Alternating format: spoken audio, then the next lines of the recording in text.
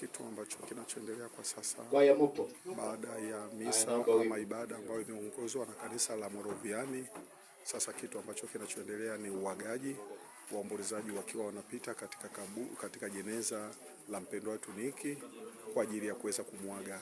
Ndugu yetu Nicky alipata ajali siku ya jana na mwili wake uliweza kuhifadhiwa pale katika hospitali teule ya Tumbi, na asubuhi ya leo mwili wake uliletwa hapa nyumbani kwa ajili ya kuanza ibada, na sasa waombolezaji wanapita kwa ajili ya kuweza kutoa heshima za mwisho, na baada ya hapo mwili huu utasafirishwa kuelekea mkoani Tabora ambapo ndipo kutakapofanyika maziko siku ya kesho.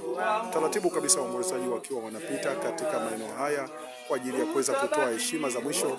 Hakika inasikitisha na ni huzuni sana kwa wapendwa wetu, mke, watoto pamoja na ndugu na jamaa ambao sasa wameachwa peke yao.